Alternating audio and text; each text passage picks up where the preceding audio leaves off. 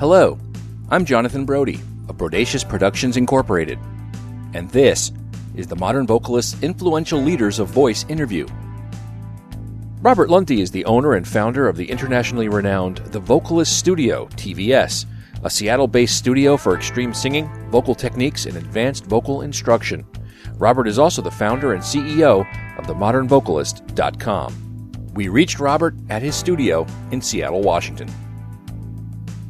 So, Robert, tell me, what is the Vocalist Studio actually, and what makes it different than other vocal studios out there? Because I know there's a lot. So, what makes your studio unique?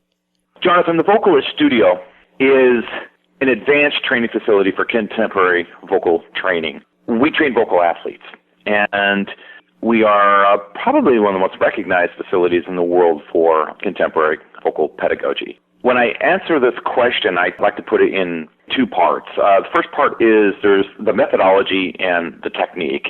The methodology is really unique in that at the Vocalist Studio, we put our students on a live performance stage. If you come train with me at TVS in Seattle, you will be working out in a 365-seat staged venue, a facility, with PA system and amplification. I'm going to put a microphone in your hand. You see, I believe that we need to train contemporary singers for the 21st century, not the 16th century. This is not the kind of voice lesson where you're going to stand by the piano and sing, classical art songs and then leave the studio kind of scratching your head wondering, well, how's that going to apply to my band or my contemporary jazz gig? What we do at the Vocalist Studio is we train with the tools of the trade on a stage in PAs and amplification. Now, apart from the obvious that's a lot of fun, it's also exceedingly helpful in the pedagogy because when the voice is amplified, I do get a certain kind of advantage as a voice coach. I can hear overtones and I can kind of hear placement of the sound in the vocal track and in the resonators for singers when they're training in front of me. So it has some advantages from the singer's perspective as well. And because I'm not anchored to a piano, sitting down, playing piano, playing the scales, I'm able to get out in front of my studio, look at the presentation, hear them from many different perspectives, get my hands on their diaphragm, check their breathing, move around, get excited, wave my arms, coach them from the sidelines. It's a really effective way to teach voice, and it's been a lot of fun. The technique is framed in what I call bridging and connecting. People will come to the Vocalist Studio to learn how to bridge from the chest resonance to the head resonance, to learn basically how to expand their vocal register, expand their range to extreme levels. After training at TVS, people will leave the studio with 4 or 5 octave ranges. And the high notes that they learn to develop are the result of some very specific training, head voice development work. I think it's really where I'm cutting the edge. In the overall community of vocal pedagogy, it's head voice development. Showing singers how to get from your chest resonance into your head resonance without constricting, stress, pulling chest, and all these nasty problems that singers will have when they are singing too high in their chest voice. What I do is I effectively show them how to release all of that, leave all that behind, tiptoe past the sleeping giant, if you will, and get to the head voice where we then begin to change the laryngeal physiology. We will move from a falsetto vocal mode, which has a unique laryngeal configuration, and move into some other vocal laryngeal configurations. When I say configuration, I mean the way the larynx is set up in such a way to change the acoustics and the overtones so that those head tones that used to be falsetto-y are now full, powerful, chesty, and blend with the lower voice. And that is the elixir, if you will, that all singers are looking for. All singers, regardless of the genre, want to know how to bridge through the passaggio, through the break, through that nasty, tough area that they get choked up on so often, and then get into those head tones. And once into those head tones, into that head voice, learn how to turn those tones into something that's full, chesty, convincing, that puts the audience on their feet and melts the paint off the wall. And I'm one of the best in the world at it. It's absolutely awesome what we're able to do with people's head voice. When you transition from chest voice to head voice, essentially you want it to be seamless. And that point, where the breaking point essentially is what you're talking about, that's where your technique really lives, correct? In that area is where you specialize in, because you specialize in not only getting into the head voice and expanding ranges and things like that, but when you're doing this transition from chest voice to head voice, you're in that area where you're making it a smooth transition, where the audience will essentially, they won't notice a switch. They won't notice a change. To them, it'll be seamless, correct? That's right, John. That's absolutely. That's a good response. This break area is formally called the passaggio, which means passage in Italian. So that's kind of your formal, fancy voice lesson talk for the break. We call it the passaggio. And without formal training, singers, when they try to sing a high note, what happens is the body's natural attractor state, or what it's kind of, for most people, tends to want to choke you up. The constrictor muscles get engaged, which are these larger, broader muscles in the back that help support the neck and help you swallow and help do some other things, that want to get involved in the business of singing high notes. And when we don't effectively bridge into the head voice and we're kind of remaining in that chest voice configuration, what happens is these larger, broader, extrinsic constrictor muscles get involved, and the result is what all singers have experienced at one time or another in their life is, we call it chest pulling, constricting. You know, the veins start popping out in the necks and the pitch starts getting flat. It hurts. It's no fun. And that just takes all the fun out of singing.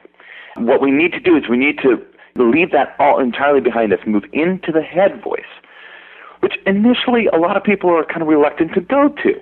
They understand, okay, if I go, ha, and I sing my head voice, all right, I'm not constricting anymore, but how can I use this sound in my band? If I use that sound in my band or in my audition, they're going to tell me to go pound sand and go play in the street. It's not a sound falsetto.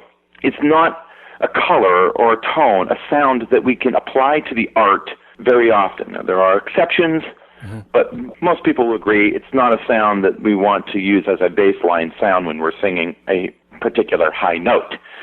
And yet, it's important to get there first. So that's the bridging piece. And what you were referring to, John, is the skill set of learning how to bridge. But that's only half of the solution. The other half of the solution is the connecting, which is now I'm in my head voice, I'm singing falsetto, and then we begin to work on some really special techniques of changing the laryngeal physiology from a falsetto vocal mode into a twang vocal mode, which begins to make those head tones sound full and chesty. Two, yes, John, to your point, the ultimate goal with all of this is to create the illusion to the audience. It's just a trick, it's a stunt, that the chest voice is singing these really high, C5, C6 type notes, and when in fact it's actually a redeveloped head voice note. And once again, it's seamless, and the audience can't tell. And really, that's what we're looking for. They can't tell. Yeah. They can't tell. All they know is they heard something superhuman. It sounded awesome, and that's the point. That's what we're trying to do. This whole, let's bridge the passaggio and then let's develop the head voice out is kind of a trade secret in some ways. I guess it's not a secret anymore, but generally speaking, the audience doesn't know all the stuff that you and I are talking about, but this is what we train at TVS.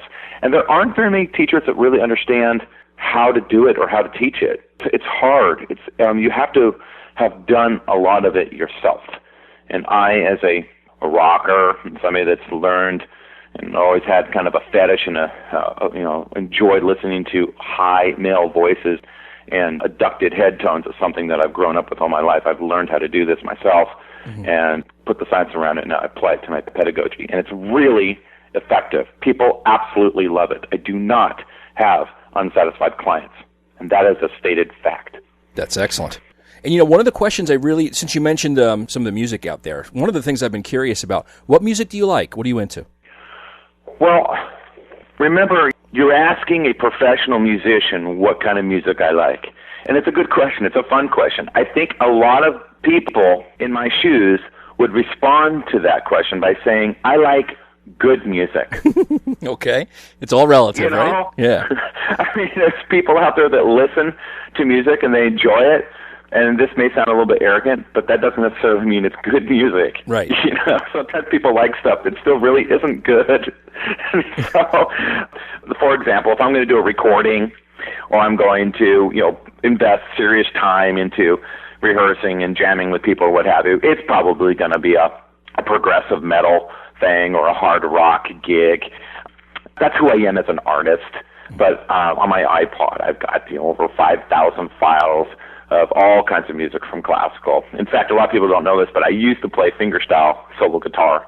Oh. I have a big heart for solo New Age guitar and solo New Age piano. I love the beauty of that kind of music as well. So, I'm pretty diversified. I've studied classical, and I've been a rocker all my life, and I like New Age music. So, very good. As long as it's good, John. And when it's good, you know it. There you go. Hey, but when a director sees a movie, a lot of times a director will, and I've taken some screenwriting classes as well, when a director sees a movie, he will sort of watch the movie and break it down into shots, and really that's the way that the director will judge the overall movie. Is it possible for you to actually listen to some music and just get into the entire work, the entire musical overview of it, or do you concentrate just on the lyrics? I understand what you're saying. No, absolutely. I'm concentrating on the entire context. Oh, okay. Absolutely. Okay.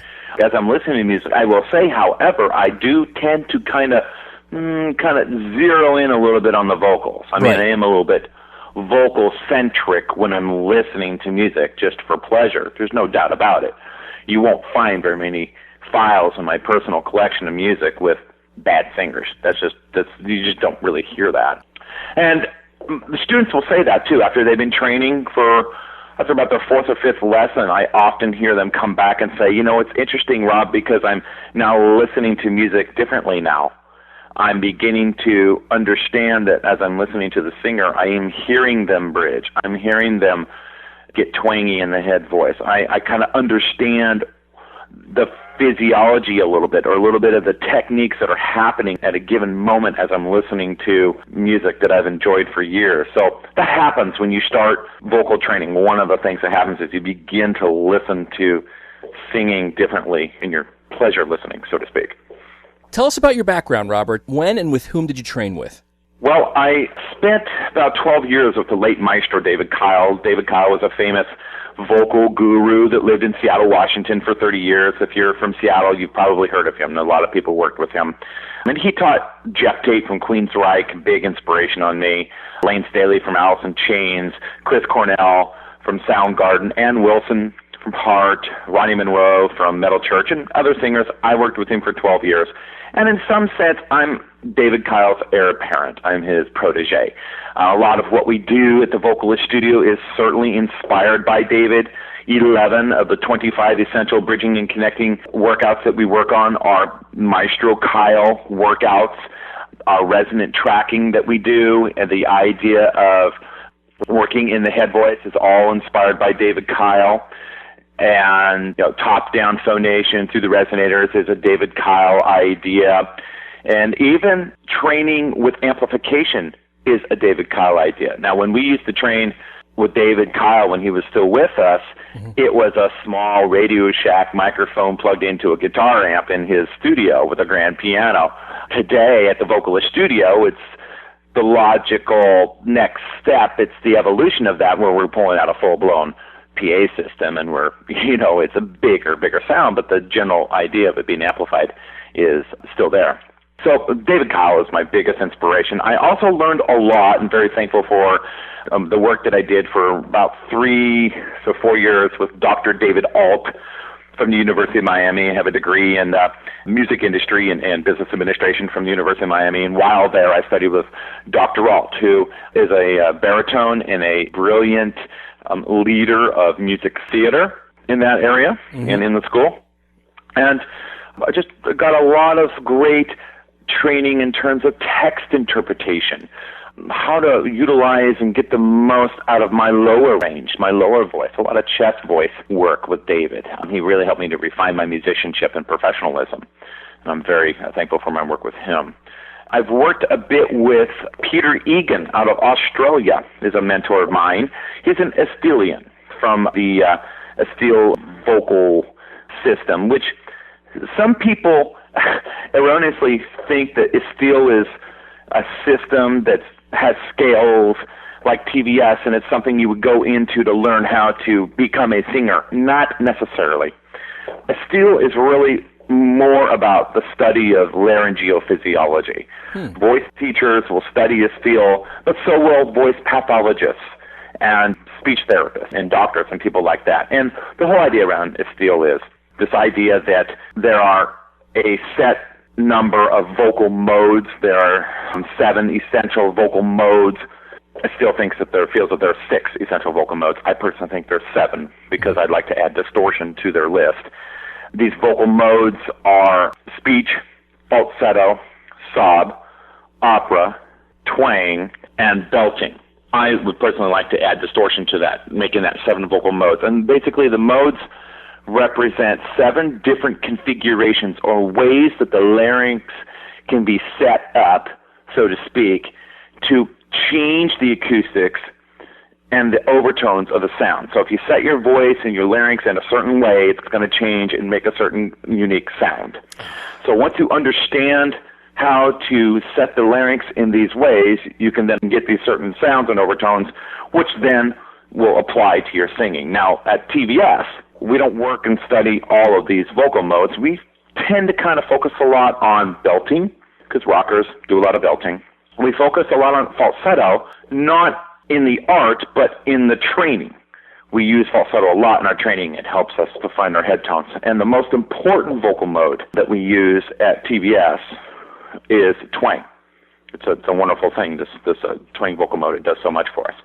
So Peter Egan is an Estilian. He's certified in all that, and I've worked with him a little bit, and he's been a mentor of mine to kind of better understand the physiology, which has launched my pedagogy forward leaps and bounds in terms of head voice development, because I've taken this twang vocal mode idea from the Estilians and have applied it to my work, and it's just been really helpful.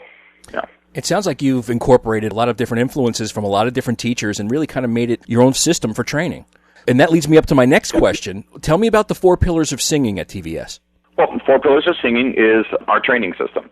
It is a book and a CD of essential bridging and connecting workouts, which includes some of the traditional Maestro Kyle workouts and my new workouts that I have created that are exceedingly advanced. And it is a set of about 4 hours of video tutorials, video demonstrations on how to do the workouts. The training system sells in 90 countries around the world. It's been a huge hit. People love it. I've had not one return, not one complaint from the training system, and that's true. They love it. So it's great. If you want to get into the TVS, if you want to understand what we're doing, if you want to get some new skills, some new ideas, if you want to learn how to bridge into your head voice and get head voice tones and expand your range to be absolutely amazing, and you'd like to work with a teacher that leads by example, you'd like to work with somebody that eats their own dog food and doesn't ask their students to do something that they're not prepared or ready to do themselves, then buy the 4 pillars of singing, because you can pop in a DVD and watch yours truly and some of my top students do all of these skills, 4 to 5 octaves. It's really cool. The ideal situation is to go to Seattle and train with you guys over at the studio. But once again, if you can't, this is a great, great program to get. Well, thank you. Yeah, if you can't, if you live in a forest in Sweden or something and you can't make it to Seattle, Washington, absolutely pick up a copy of the book. You will learn a lot from it.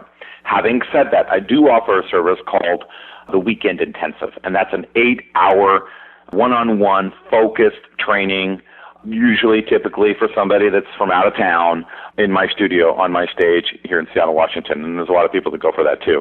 Anybody that can make it out to Seattle for the Weekend Intensive is going to launch their vocal abilities and their understanding of how to use the voice leaps and bounds. If anything you could do with me, if you don't live here in Seattle and can't see me every week, it would be the Weekend Intensive if you really wanted to push forward and make a big advance. I would highly recommend it. Sounds great. I think I have to get myself out to Seattle. What do you think? I'd love it. Come on out to Seattle. We'll do another interview, too. Absolutely. I'd love it. I'd absolutely love it. Well, I have to interview some of my screaming pillars, which are my black belts in my studio. That could be fun. Oh, I get tired of talking about myself all the time. I'd like to kind of share the love a little bit and have you talk to some other people, and it could be a lot of fun. Yeah, absolutely. We got to make that happen one of these days. You and I have been speaking for a while now, and I know you've been traveling a lot in regards to your Training Vocal Athletes Workshop. What's that all about? Training Vocal Athletes Workshop is a 2-day event where I will provide a master class for about 4 to 5 hours to a larger audience. Typically, in the last few years, it's been just wonderful people, amazing talent, and a lot of friends from France, Germany, UK, Italy. That's where I've been doing a lot of my master classes. And typically, after a day of master class work, where I'm going to these places, these locations, and sharing my pedagogy about the bridging and connecting. And following days, usually a day of private lessons. So we'll do a workshop one day, and the next day we'll line them up and do private lessons for our attendees and participants of the workshop that want to get drill down a little bit closer and work with me one-on-one. It's absolutely a blast, and I think that people get a lot from it. I leave Europe on these workshops with a lot of satisfaction, knowing that everybody just seemed to have a lot of fun and really learned a lot from it. So it kind of started as a casual thing where I had some friends. I have a dear friend and associate teacher of mine in Montpellier, France, Olivier Tronquet. He's an amazing vocalist. He sings for a Led Zeppelin tribute band called Kashmir in Europe. He's one of the best Led Zeppelin tribute bands in the world. He's a fantastic voice coach and a dear friend. And kind of started with Olivier inviting me to France to do some workshops. And that kind of grew into an opportunity with Joy Green out of Munich, Germany. And most recently, I've been working very closely with Dr. Ria Keene and Georgina Hill-Brown from Vocal Tutor. Dr. Ria Keene is the founder of Vidla, and they're out of the UK. And I've also worked with Alessandro Del Vecchio, who's an associate teacher of mine from Milan, Italy, and already from Vocal Studio in Athens, Greece. So kind of what has happened is starting as a bit of a casual invite, hey, Rob, come on out, and would you mind doing a workshop, has turned into something that's a little more formal, and we put together bigger tours, and we go to more stops now, and I've got a nice website that kind of shares the details and has a lot of media on that. The Training Vocal Athletes Workshop also involves my sponsors.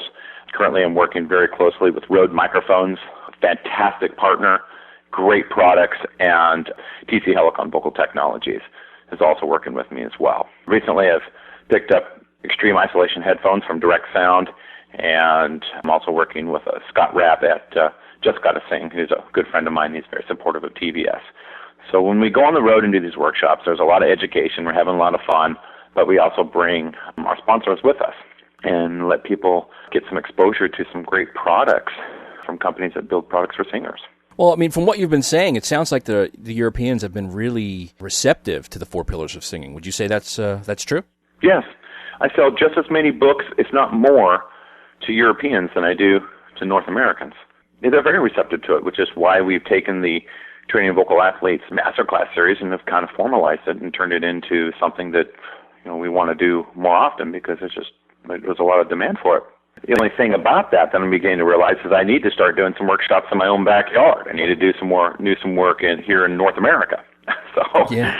I've been doing everything in Europe, which is fun and it's a good time, but I'm kind of realizing that I should just try to do something here in my own backyard. So in the coming year, I'm going to try to put some workshops together here locally. Well, I know you're also involved with the modernvocalist.com. I know you started that. I know it's a valuable resource for lovers of voice and vocal research, health in general.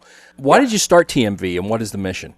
Well, thanks for bringing that up. It's a big part of the way I like to do business is I don't want to be an island. I do business by partnering with others. The workshop thing is a perfect example of that. And the modernvocalist.com is the #1 online social network for singers. And it's absolutely just been amazing. We launched it about a year ago. That would be November 2008. And we have averaged about 100 to 120 new members, private members, every week. We are just about ready to bust 3,000 private members. And out of those 3,000 private members, we have about 450 subject matter experts on voice. Wow. That's voice teachers, researchers, doctors, companies that build products and services for singers, people like yourself, artist development folks, people that run radio shows, DJs. If you're a lover of voice, if you're a singer, any passion you might have around singing and the human voice, go to the modernvocalist.com. Join our community. It's absolutely free, and it's a blast. What will you find there? Well, you will find some of the best articles and essays on vocal technique and vocal research available anywhere in the world. We have, Jonathan, tell me, effectively built one of the most important libraries of educational content on voice anywhere. And in addition to these articles, these articles are provided and contributed by our subject matter experts. In addition to that, you can watch videos, embed your videos. You can create a nice profile page for yourself and, promote your band, promote your voice. But really what the Modern Vocalist is about at the end of the day, it's not just about a cool, fun, educational, informative website. It's really, I think, about taking the relationships and the networking that you can gain out of being a member of TMV and utilizing those relationships, just like you and I are doing right now, John, transcending the virtual boundaries and going into the real world and using those relationships to accelerate your career and help others. This is a perfect example of what the Modern Vocalist is about. We met on the modernvocalist.com. And Dr. Rhea Keane and Georgina Hill Brown, where I'm doing workshops with them. I leave in a week to go to the UK. Were it not for the modernvocalist.com, I would not have met those folks. Later on this month, I'll be in Verona, Italy, working with Marco Tonini, one of the world's most noted experts on overtone singing. I'm doing a workshop with him. I met him on the modernvocalist.com. And it's not just for Rob. It's for all the members. I encourage members of TMV to get out there and meet people and get educated, have fun, but make connections and do something with it. That's what it's there for. It's a blast. Yeah. Awesome. But also, if you're looking for more information, too, that is the repository for all the information that's out there, pretty much. It's loaded with good information. It's loaded, and I'm going to let you in on a little secret. Ooh, go ahead. Because at TMV, we try to push the envelope of innovation, web and online innovation. We are a few weeks away from launching a sister website, another web page, which will be the Modern Vocalist Journal. Tell me. It's going to be a site that complements the main social networking site, but the Modern Vocalist Journal, what it is, it's a content management system that will allow members to filter and search for this growing library of vocal articles more easily. You'll be able to filter by author, date, category, these kinds of things. So what had happened was we have so many articles and essays and content coming in to TMV onto the main social networking site that we actually needed to build another system on a platform that would more appropriately accommodate the articles and the content so that people could search and find what they're looking for. I see. The Modern Vocalist Journal will be an academic site. It's not going to have as much of the sizzle and the fun stuff that the social networking site has. It's academic, and it's there for students, researchers, and people that just want to dive right into reading the articles with none of the sizzle. It's going to be cool. Cool. Yeah. It's a basic library of everything you have over the years.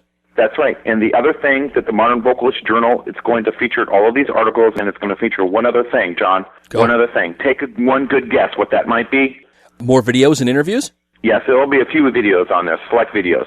But yes, it is going to be a place where we feature our exciting new influential leaders of voice series, interview series. There you go. Our interviews will be posted on this website as well, right on the homepage, so people will hear all these really cool interviews we're doing. Oh, very cool. You sound super busy, and you're running around like a maniac. Tell me, what other projects do you have going on? I know you have some other stuff, too, you want to talk about. Well, right now I'm working hard to continue the workshop series. As I had mentioned, I'm beginning to put some ideas together for some efforts here in North America in terms of the Training Vocal Athletes Workshop Masterclass program. Mm-hmm. And when I get back from Europe at the end of this month, I'm going to dive headfirst into the very large process of upgrading the 4 pillars of singing.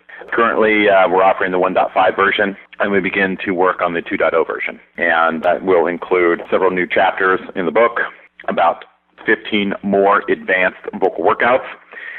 And, of course, if we have more advanced vocal workouts, that means we're going to have 11 to 15 more video demonstrations and tutorials. So 4 Pillars of Singing is going from great to amazing. Mm-hmm. When this system, when 2.0 releases, it will be my white album.